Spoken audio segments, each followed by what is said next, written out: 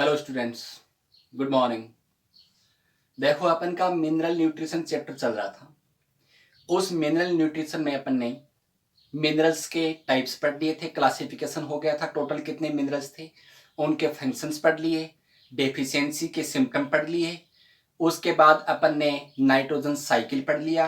अब अपन पढ़ेंगे कि वो जो मिनरल्स हैं उनका एब्जॉर्प्शन कैसे होगा, method of absorption of minerals.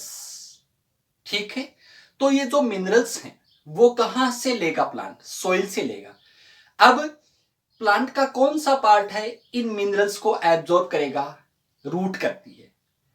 देखो अपन ने एक वाटर ट्रांसपोर्ट जब पढ़ा था तो उस टाइम भी वाटर का एब्जॉर्प्शन भी पढ़ा था। तो रूट का कौन सा पार्ट वाटर को एब्जॉर्ब करता है? मैच्योरेशन पार्ट, जहां पर रूट हेयर प्रेजेंट होते हैं। लेकिन एक चीज ध्यान रखना, रूट का मैच्योरेशन पार्ट है वो मिनरल्स का एब्जॉर्प्शन नहीं करता। तो रूट का कौन सा पार्ट है वो मिनरल्स का एब्जॉर्प्शन करता है? रूट का मेरिस्टेमेटिक पार्ट होता है ना, यानी कि ये जो मैं रूट बना रहा हूं, इस रूट का सबसे नीचे वाला जो पार्ट होता है उसको बोलते हैं रूट कैप। ये पार्ट कौन सा है? रूट कैप है, रूट कैप जोन। और इसके ऊपर का जोन है ना, ये जोन, इसको बोलते हैं मेरी स्टेमेटिक जोन। ठीक है, इसके ऊपर है सेल एलोंगेशन जोन। और ऊपर कौन सा जोन होता है? मैच्योरेशन जोन, जहां पर रूट हेयर प्रेजेंट होते हैं। तो वाटर का एब्जॉर्प्शन तो इस पार्ट से हो रहा था, लेकिन मिनरल्स है ना, मिनरल्स का एब्जॉर्प्शन कौन से पार्ट से होगा? मेरी स्टेमेटिक जोन से होता है। यह चीज ध्यान रखना। ठीक है, अब यहां पर सोइल में मिनरल्स हैं। अब मिनरल्स का जो फ्लो होगा ना, मिनरल्स का फ्लो मतलब मिनरल्स एब्जॉर्ब होते हैं, तो इन मिनरल्स के फ्लो को क्या बोलते हैं अपन? फ्लक्स बोलते हैं। क्या बोलते हैं? फ्लक्स। ठीक है, अगर यहां से मिनरल सेल के अंदर जाते हैं तब तो बोलेंगे इनफ्लक्स, और अगर सेल से बाहर आते हैं तो ई फ्लक्स बोलते हैं उसको। समझ में आई बात आपके? तो प्लांट में जो मिनरल का एब्जॉर्प्शन होता है वो कौन से जोन से होता है? मेरी स्टेमेटिक जोन से होता है। तो सबसे पहले तो मैं ये बात करूं कि मिनरल हैं इस पार्ट में आते कैसे हैं, यानी ये मेरी स्टेमेटिक जोन है, वो मिनरल को कैसे एब्जॉर्ब करेगा। फिर यहां से ये सपोज करो रूट का जाइलम है, यहां से मिनरल है वो रूट के जाइलम तक कैसे पहुंचते हैं, और फिर रूट के जाइलम से वो मिनरल हैं टारगेट ऑर्गन्स तक कैसे पहुंचते हैं जहां पर उनकी रिक्वायरमेंट है। तो अपन को तीन चीजें पढ़नी है। एक तो मिनरल का एब्जॉर्प्शन कैसे होता है, फिर मिनरल का एब्जॉर्प्शन होने से मिनरल कौन से पार्ट में आएंगे? रूट की एपिडर्मिस में आएंगे, मतलब रूट की एपिडर्मिस में मिनरल सोइल से कैसे आएंगे, फिर एपिडर्मिस से रूट के जाइलम तक मिनरल कैसे जाएंगे, दूसरी चीज। तीसरी चीज, जाइलम से टारगेट ऑर्गन तक, टारगेट सेल तक ये कैसे पहुंचेंगे। तीन चीजें पढ़नी है अपन को। ठीक है, तो यहां से मैं आपको बताऊं कि सबसे बाहर वाली लेयर कौन सी है? एपिडर्मिस है। उसके अंदर कौन सी लेयर है? कोर्टेक्स है। कोर्टेक्स के अंदर कौन सी लेयर है? एंडोडर्मिस है। उसके अंदर क्या है? पेरिसाइकिल। और फिर क्या आएगा? जाइलम। तो मिनरल एब्जॉर्ब कौन करेगा? Epidermis, not root hair. Water किस में जा रहा था? रूट हेयर में, क्योंकि वाटर का एब्जॉर्प्शन रूट का कौन सा पार्ट कर रहा? मैच्योरेशन पार्ट, और मैच्योरेशन पार्ट पर रूट हेयर होते हैं। बट मिनरल का एब्जॉर्प्शन कौन करेगा? मेरिस्टेमेटिक जोन, क्योंकि समझ में आई बात? और मेरिस्टेमेटिक जोन है उस पर रूट हेयर नहीं होते। तो मिनरल सबसे पहले किस में जाएंगे? एपिडर्मिस में। ठीक है, तो एपिडर्मिस में ये मिनरल कैसे जाएं, ये चीज पढ़नी है।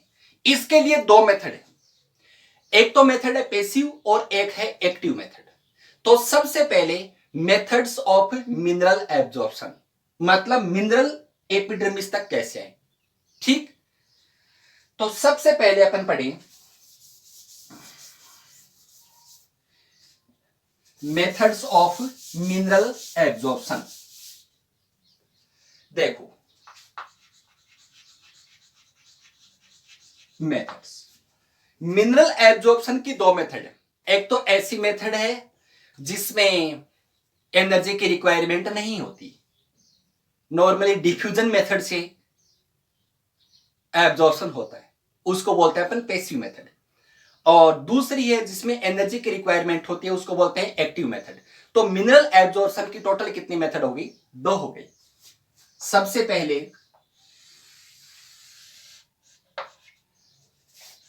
पैसिव मेथड, पैसिव मेथड, और दूसरी कौन सी मेथड हो गई? Active method. ठीक है, पैसिव मेथड देखो क्या होती है कि पैसिव मेथड में जो सॉइल में मिनरल्स पड़े हैं, अब सॉइल से जो मिनरल्स हैं वो आयन की फॉर्म में आते हैं रूट में। एक चीज ये भी ध्यान रखना, किस फॉर्म में? आयन की फॉर्म में। तो सॉइल में अगर कंसंट्रेशन ज्यादा है और रूट की एपिडर्मिस में मिनरल की कंसंट्रेशन कम है, आयंस की कंसंट्रेशन कम है, तो हाई कंसंट्रेशन से लोअर कंसंट्रेशन की ओर आयन है वो फ्लक्स होगा, आयन का, आयन बहेंगे, आयन एब्जॉर्ब किए जाएंगे। ये मेथड कौन सी होती है? पैसिव मेथड होती है। और इसमें किसकी रिक्वायरमेंट नहीं होती? एनर्जी की रिक्वायरमेंट नहीं होती। ठीक है, साइंटिस्ट थे जिनका नाम था Briggs and Robertson. Briggs and Robertson, इन्होंने बताया कि पैसिव मेथड है ना, उसमें भी तीन टाइप से आयन है, उनका एब्जॉर्प्शन हो सकता है, मिनरल्स का एब्जॉर्प्शन हो सकता है। अब पैसिव की तीन मेथड कौन कौन सी हैं? सबसे पहले है mass flow hypothesis. Mass flow hypothesis दूसरी पैसिव मेथड है, उसका दूसरा टाइप है ion exchange method. And third है डोनन इक्विलिब्रियम मेथड। ठीक है, तो सबसे पहले मैं चार्ट बना दूं मेथड्स की, उसके बाद हर एक एक मेथड को अपन पढ़ लेंगे। तो पैसिव की मेथड के बारे में किसने बताया था? ब्रिग्स ने एंड रॉबर्टसन ने बताया था। तीन मेथड है इसकी, मास फ्लो हाइपोथेसिस है, आयन एक्सचेंज मेथड है, और डोनन इक्विलिब्रियम मेथड है। ठीक है, अब एक्टिव मेथड है, इसके दो टाइप है। एक्टिव के दो टाइप है। एक्टिव में एनर्जी की रिक्वायरमेंट होगी, खैर बाद में अपन एक्सप्लेन करेंगे तब देख लेंगे। सबसे पहले तो है ion carrier concept, ion carrier concept, और सेकंड है साइटोक्रोम रेडॉक्स सिस्टम कॉन्सेप्ट।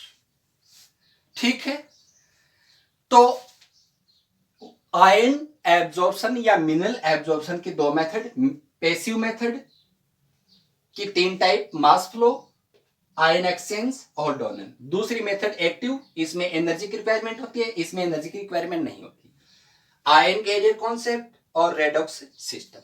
ठीक है, अब देखो इन मेथड से कैसे एब्जॉर्प्शन होता है। चलो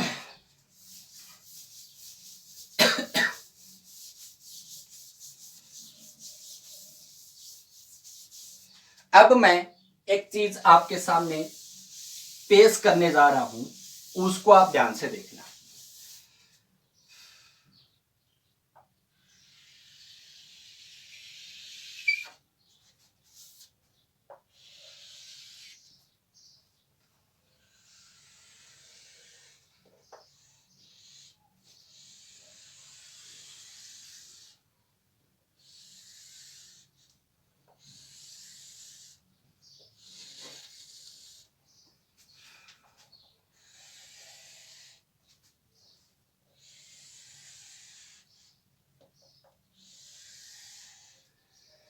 ये मैंने रूट है उसका टीएस काट लिया था मेरिस्टेमेटिक जोन का। रूट की सबसे बाहर वाली लेयर कौन सी होगी? एपिडर्मिस होगी। ये कौन सी सेल होगी, कौन सा पार्ट हो गया? कॉर्टेक्स पार्ट हो गया। ये कौन सा पार्ट हो गया? एंडोडर्मिस पार्ट हो गया। ये कौन सा पार्ट हो गया? पेरिसाइकिल हो गया। ये क्या हो गया? जाइलम हो गया। ठीक है, अब देखो ये सेल वॉल हो गई, ये cell membrane, cell membrane, cell membrane सभी कनेक्ट होंगी प्लाज्मोडेस्मेटा से। वाटर एब्जॉर्प्शन में अपन ने पढ़ा था, जानते हो आप चीजें, वैसा सा या कुछ, बस डिफरेंस इतना है, वाटर एब्जॉर्प्शन है वो मैच्योरेशन जोन से हो रहा था और ये मेरिस्टेमेटिक जोन से हो रहा है। अब अपन सबसे पहले कौन सी मेथड पढ़ रहे हैं? पैसिव मेथड पढ़ रहे हैं। कौन सी method? Passive method. Passive method क्या होती है? इस मेथड के अकॉर्डिंग आयन है अपनी हायर कंसंट्रेशन से लोअर कंसंट्रेशन की ओर फ्लो होते, अर्थात आयन है डिफ्यूजन मेथड से एब्जॉर्ब किए जाते, इसके लिए एनर्जी की रिक्वायरमेंट नहीं होती। बिग्स एंड रॉबर्टसन ने बताया कि पैसिव मेथड में 3 टाइप से आयन का एब्जॉर्प्शन हो सकता है। पैसिव मेथड में 3 टाइप से आयन का एब्जॉर्प्शन हो सकता है। अभी मैंने चार्ट बनाया था। सबसे पहले कौन सी कॉन्सेप्ट थी? Mass flow hypothesis. ठीक है, देखो मास फ्लो हाइपोथेसिस क्या है? यहां पर क्या है? सोइल है और इस सोइल में क्या है? मिनरल्स है। ठीक है, यहां पर मिनरल्स की कंसंट्रेशन क्या है? हाई है और एपिडर्मिस में मिनरल्स की कंसंट्रेशन क्या है? कम है। तो इस मास फ्लो हाइपोथेसिस के अकॉर्डिंग प्लांट के एरियल पार्ट में जब ट्रांसपीरेशन होता है तो रूट में वाटर की क्या हो जाती है? डेफिशिएंसी हो जाती है। जैसे रूट में वाटर की डेफिशिएंसी होती है तो रूट हेयर पार्ट किसका एब्जॉर्प्शन करता है? वाटर का एब्जॉर्प्शन करता है। जब वाटर का एब्जॉर्प्शन होता है उसी टाइम मिनरल्स का एब्जॉर्प्शन भी हो जाता है। मिनरल्स भी किस में चले जाते हैं? एपिडर्मिस में चले जाते हैं। ठीक, मास फ्लो कॉन्सेप्ट ये है। फिर सेकंड कॉन्सेप्ट है आयन एक्सचेंज कॉन्सेप्ट। कौन सी कॉन्सेप्ट? Ion exchange concept.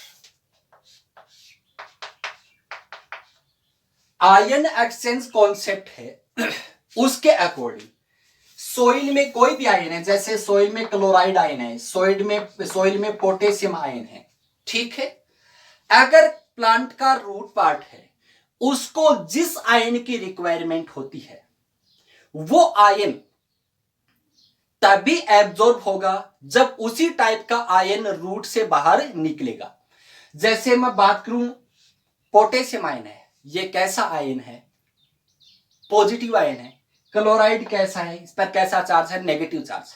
अगर रूट को इस पॉजिटिव चार्ज की यानी पोटेशियम की रिक्वायरमेंट है तो पोटेशियम अंदर तभी जाएगा जब अंदर से कोई पॉजिटिव चार्ज वाला आयन बाहर आए।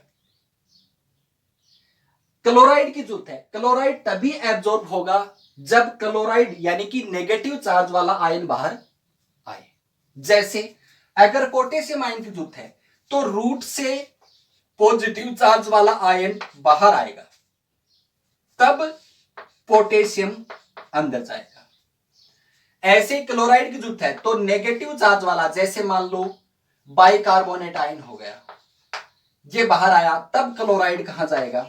अंदर जाएगा। आयन एक्सचेंज यानी कि कोई भी आयन का एब्जॉर्प्शन है वो तभी होगा जब उसी टाइप का आयन रूट से बाहर आए। अपने टाइप के आयन से ही वो क्या होता है? एक्सचेंज होता है। ये आयन एक्सचेंज थ्योरी है। ठीक है, चलो समझ में आ गई थ्योरी। अगली थ्योरी है डोनन इक्विलिब्रियम थ्योरी।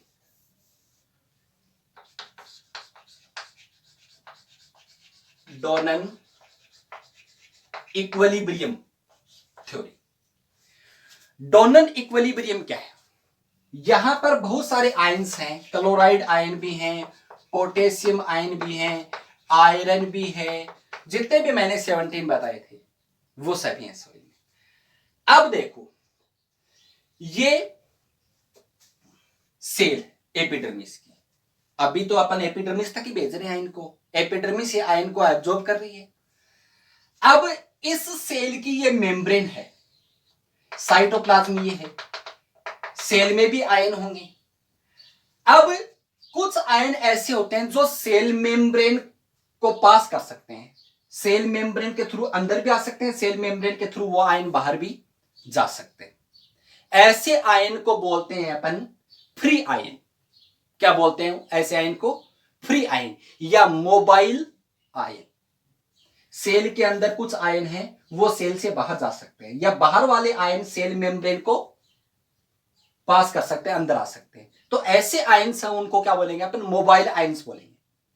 लेकिन कुछ आयन ऐसे होते हैं जो सेल मेम्ब्रेन को पास नहीं कर सकते, तो ऐसे आयन को बोलते हैं अपन स्टेबल आयन या इमोबाइल आयन।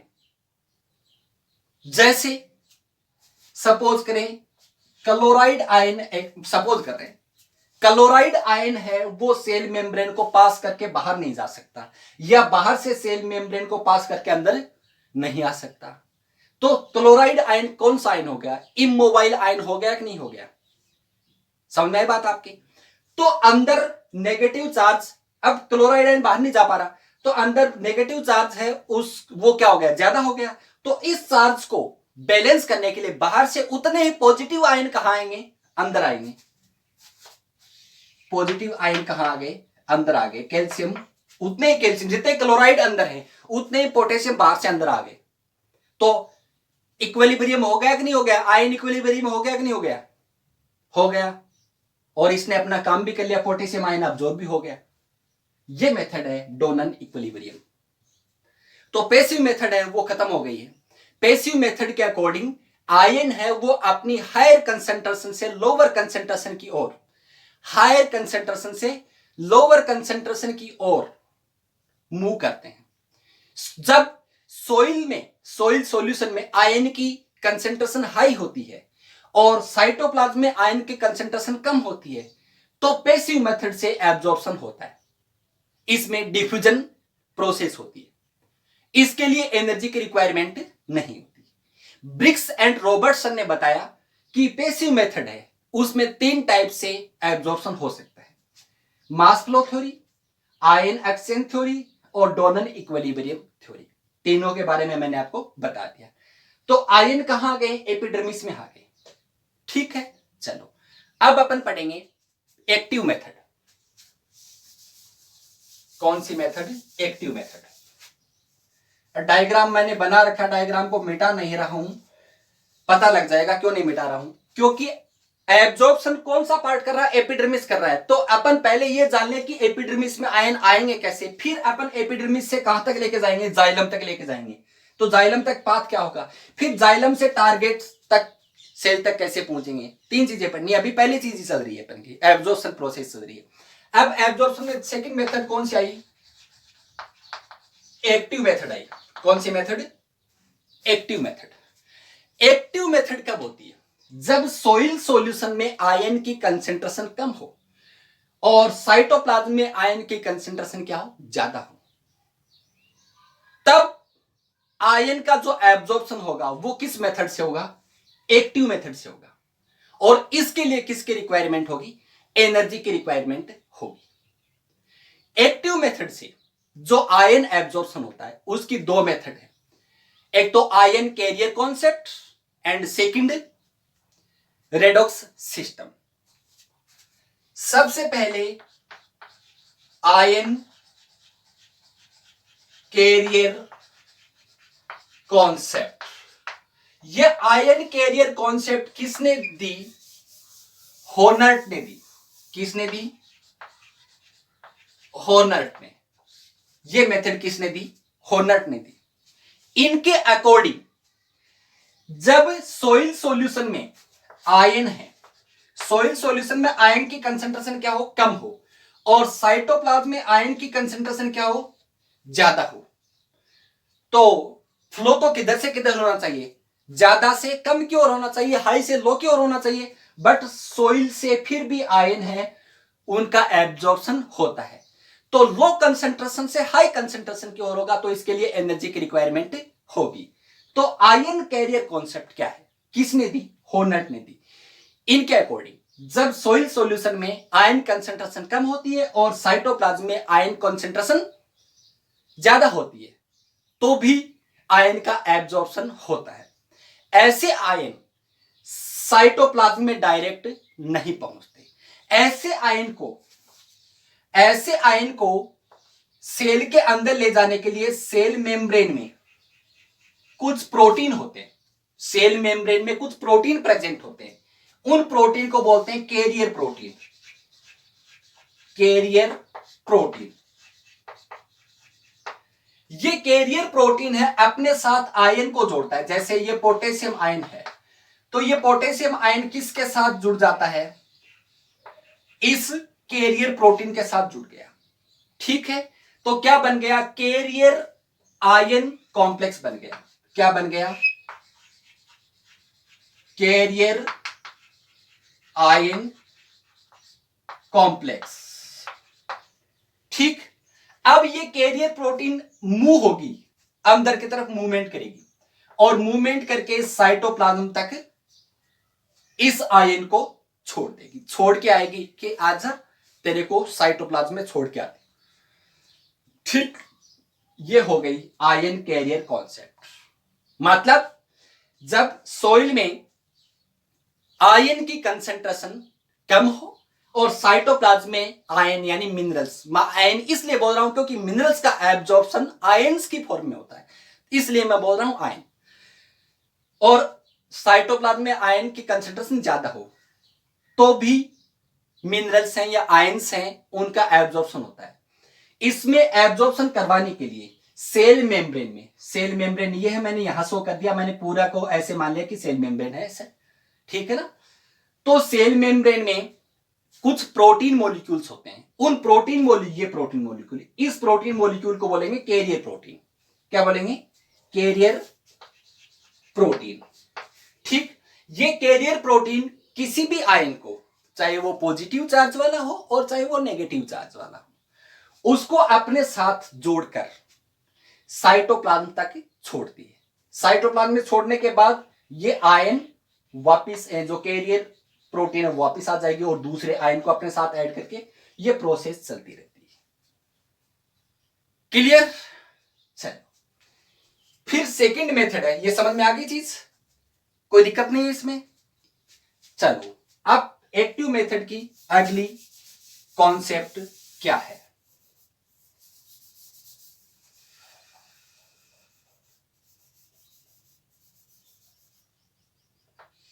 देखो, अगली मेथड है रेडॉक्स सिस्टम। यह कॉन्सेप्ट दी लुंडेगार्ड ने। किन्होंने दी? लुंडेगार्ड, इन्होंने दी। इनके अकॉर्डिंग सेल मेम्ब्रेन में साइटोक्रोम प्रेजेंट होता है। सेल मेम्ब्रेन में क्या प्रेजेंट होता है? साइटोक्रोम। ठीक है, और ये साइटोक्रोम है, उसमें हिम आयरन होता है। ये हिम आयरन अपने साथ आयन को ऐड कर लेता है। यहां पर क्या प्रेजेंट होता है? साइटोक्रोम प्रेजेंट होता है, और इस साइटोक्रोम में क्या है? हिम आयरन प्रेजेंट होता है। और ये हिम आयरन अपने साथ किसको ऐड कर लेता है? आयन को ऐड कर लेता है। ये आयन ऐड हो गया, क्लोराइड आयन ऐड हो गया, और क्लोराइड आयन को कहां मूव करवा देगा? साइटोप्लाज्म में मूव करवा देता है। क्लियर? एक्टिव मेथड कंप्लीट हो गई, पैसिव मेथड कंप्लीट हो गई थी, दोनों मेथड कंप्लीट हो गई। अब दोनों मेथड से जो आयंस आए हैं वो कहां आए? एपिडर्मिस में आए। कहां आए? एपिडर्मिस। ठीक है, अब एपिडर्मिस से ये जाइलम तक कैसे जाए? ठीक, तो अगला टॉपिक आता है pathway of ion absorption. Pathway of ion absorption. चलो यहां तक की मेथड कंप्लीट हो गई। अगली चीज आ रही है पाथवे ऑफ आयन एब्जॉर्प्शन।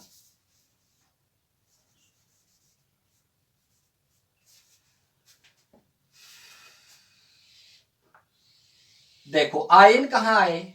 यहां आ गए एपिडर्मिस में। अब यहां से कुछ आयन है, ये क्या है? सेल वॉल है, और ये क्या है? Cell membrane. Cell membrane. यहां से कुछ आयन सेल वॉल और सेल मेम्ब्रेन के बीच स्पेस है। सेल वॉल और सेल मेम्ब्रेन के बीच स्पेस है, पेरिप्लाज्मिक स्पेस। इससे होते हुए आगे जाएंगे। इसके आगे एंडोडर्मिस पर जो केस्पेरियन स्ट्रिप होती है, ये केस्पेरियन स्ट्रिप, यहां से होते हुए आयन का पाथ होता है। लेकिन एंडोडर्मिस पर केस्पेरियन स्ट्रिप होती है, सुबेरिन के डिपोजिशन से। अपने वाटर एब्जॉर्प्शन में पढ़ा था। इसके आगे आयन ट्रांसपोर्ट ऐसे नहीं होगा। तो ये जो पाथ हो गया ना, इस पाथ को तो बोलते हैं एपोप्लास्ट। Apoplast path. ये नॉन लिविंग पाथ है, नॉन लिविंग पाथ, और इसके लिए एनर्जी नहीं चाहिए, एनर्जी एब्सेंट, एनर्जी की रिक्वायरमेंट नहीं होती। अब कुछ आयन बचे, वो साइटोप्लाज्म से प्लाज्मोडेस्मेटा से होते हुए, प्लाज्मोडेस्मेटा से होते हुए कहां तक पहुंच जाते हैं? जाइलम तक पहुंच जाते हैं। ये जो पाथ होता है इसको बोलते हैं सिम्प्लास्ट पाथ। Symplast path. ये कैसा पाथ होता है? लिविंग पाथ होता है। इसके लिए एनर्जी रिक्वायर्ड होती है, एनर्जी की रिक्वायरमेंट होगी। तो देखें तो एपोप्लास्ट है वो पैसिव पाथ हो गया, क्योंकि पैसिव में एनर्जी की रिक्वायरमेंट नहीं होती, और सिम्प्लास्ट है वो एक्टिव पाथ हो गया, इसके लिए एनर्जी की रिक्वायरमेंट होगी। तो अपन ने अब देखा कि एपिडर्मिस से आयन है वो जाइलम तक कैसे आ गए। समझ रहे हो चीज? अब तीसरी चीज, जाइलम से, रूट के जाइलम से ये टारगेट ऑर्गन तक कैसे पहुंचे, लीफ तक कैसे पहुंचे। आपने पढ़ा था वाटर का ट्रांसपोर्टेशन। तो जब प्लांट के एरियल पार्ट में ट्रांसपीरेशन होता है, तो वाटर जो एरियल पार्ट है प्लांट के, वहां पर एक फोर्स क्रिएट होता है जिसको बोलते हैं ट्रांसपिरेटरी पुल फोर्स। ट्रांसपिरेटरी पुल फोर्स है वो वाटर को रूट के जाइलम से ऊपर की तरफ खींचता है। उसके साथ ही ये आयंस हैं वो भी वाटर के साथ ही ऊपर जाते हैं। यहां से ये आयन है वाटर के साथ ही ऊपर जाएंगे, लीफ तक पहुंचेंगे, टारगेट ऑर्गन तक पहुंचेंगे। क्लियर? तो स्टूडेंट्स, अपना ये चैप्टर मिनरल न्यूट्रिशन खत्म हो गया, और प्लांट फिजियोलॉजी है वो भी अपनी खत्म हो चुकी। ठीक है, समझ में आई चीजें? वीडियो को पूरा देखा करो, ठीक है? उसके बाद इसके नोट्स बनाना चाहो बना सकते हो। अगर ऐसी चीजें याद रहती हैं तो फिर कोई दिक्कत ही नहीं। ओके, अब अपन नेक्स्ट क्लास में 11th क्लास की ही अगली यूनिट शुरू करेंगे, plant morphology and plant anatomy. ठीक है, पहले प्लांट मॉर्फोलॉजी शुरू करेंगे, फिर अपन प्लांट एनाटॉमी शुरू करेंगे। Okay, thank you.